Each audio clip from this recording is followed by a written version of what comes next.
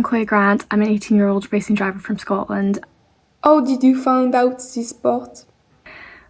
My family always have had some sort of interest in motorsport. I mean, my dad had 3 daughters, so he never thought any of us would be drivers. But he's kind of always had like the bikes on the TV, you know, like British Superbikes, MotoGP, and that was kind of our original interest in the sport. And obviously he was a massive Formula One fan also, so we had that on, but bikes was the main thing.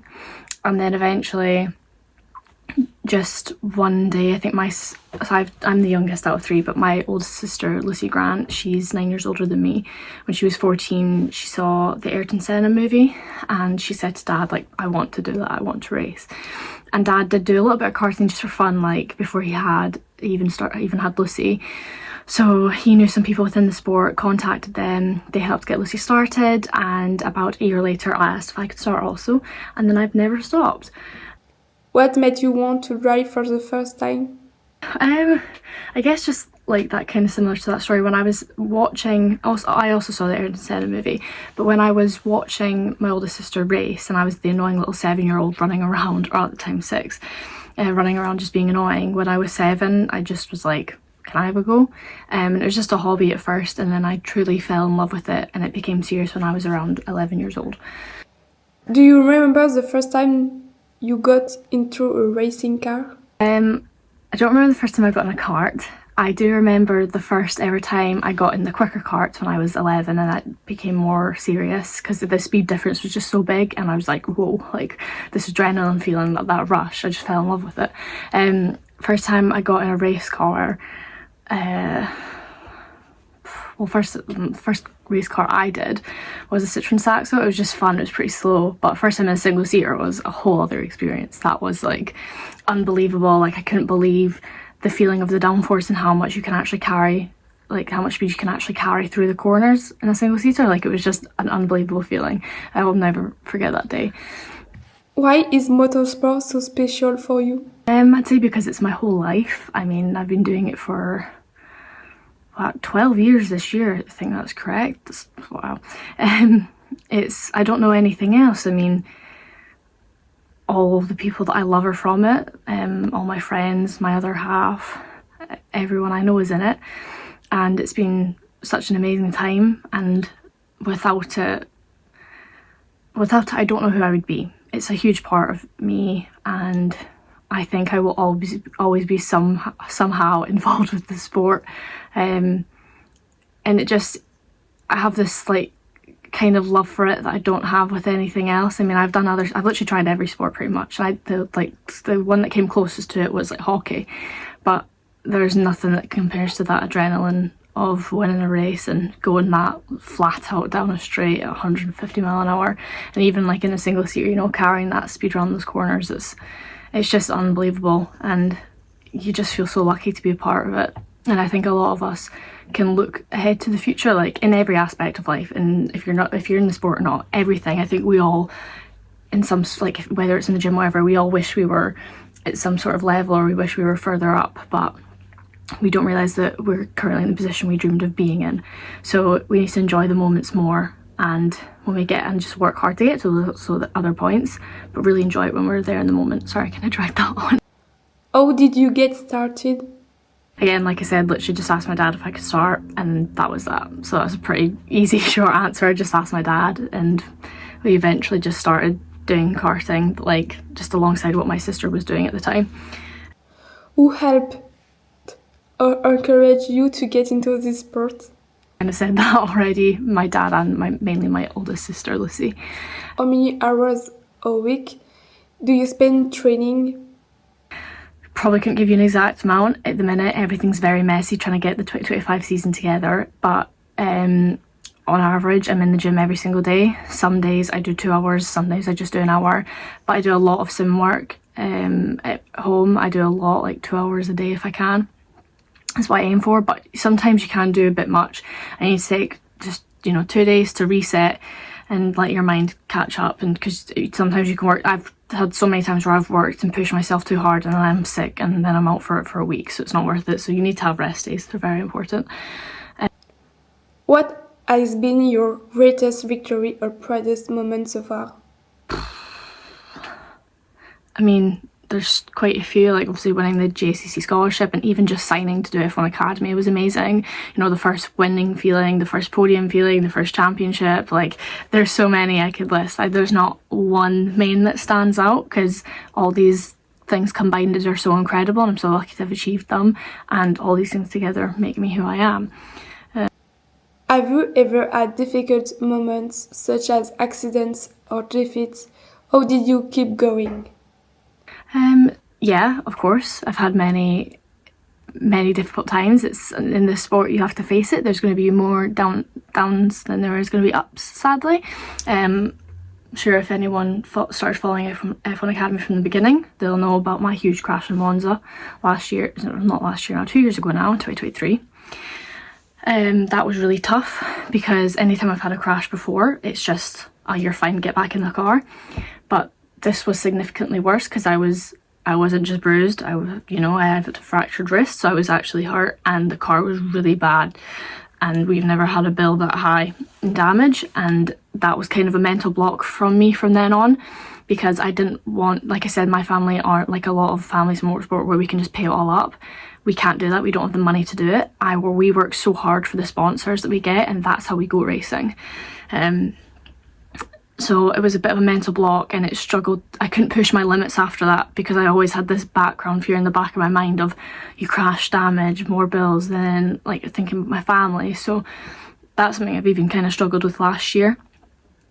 And I think we just need to work even harder to get more money in so that we have more to fall back on, so I don't have that as a worry. But yeah, money's been the biggest issue. It's just really difficult. And yeah, that crash was bad, so that's pretty much just that. Is there a race or a moment when you said to yourself, I really want to continue this sport? Every race? I don't know. Even the bad ones, you just want to keep going.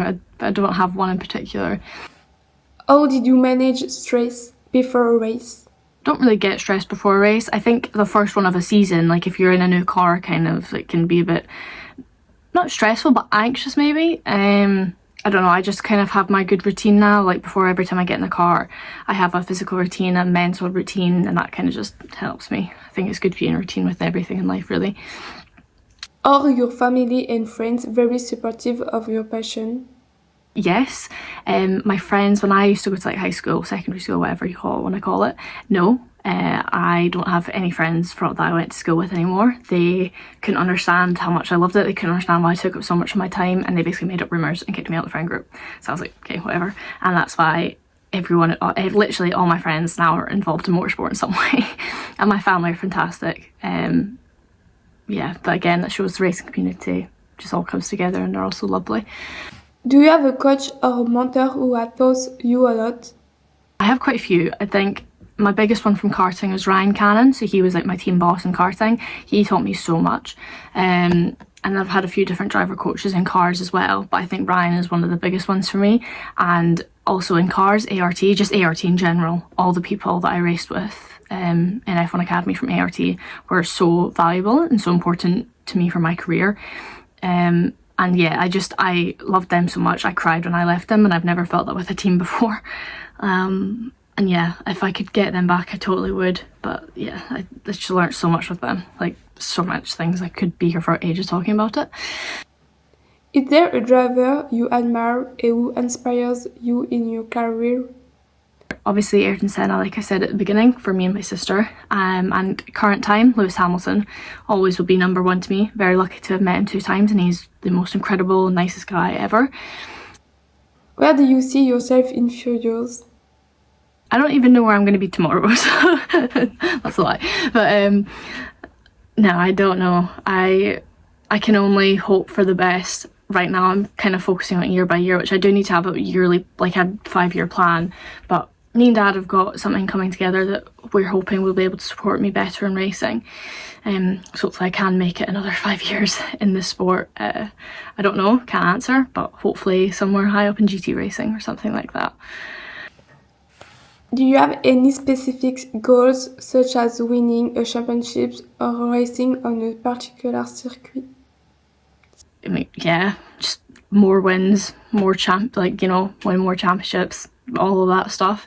Particular circuits, I wouldn't say that it's a goal, but there's definitely circuits I would like to drive, and I think it'd be cool if I got to.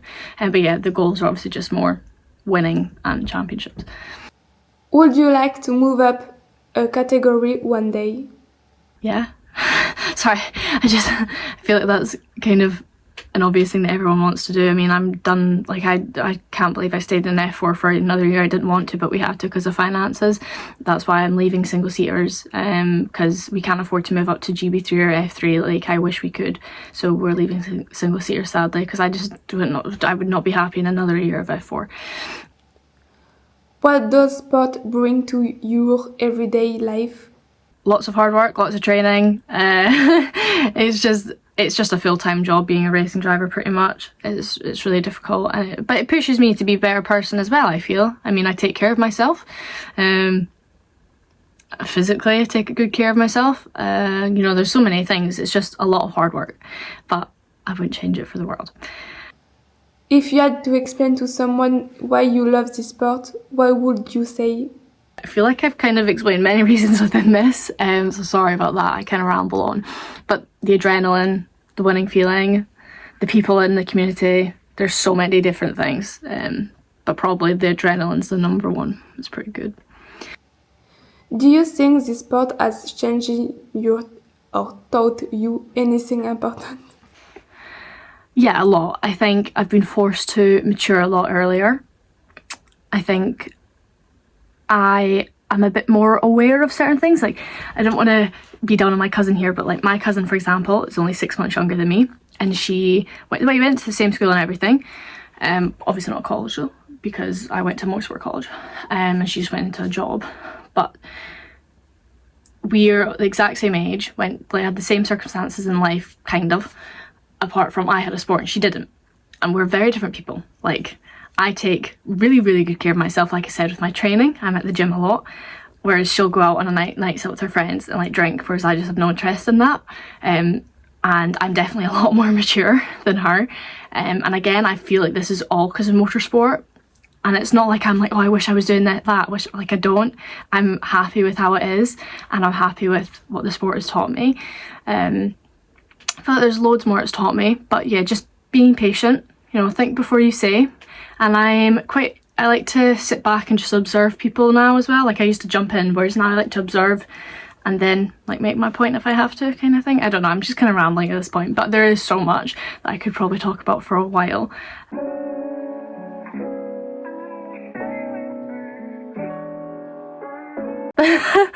Okay, thank you very much, and I hope I did this all correctly. See you later.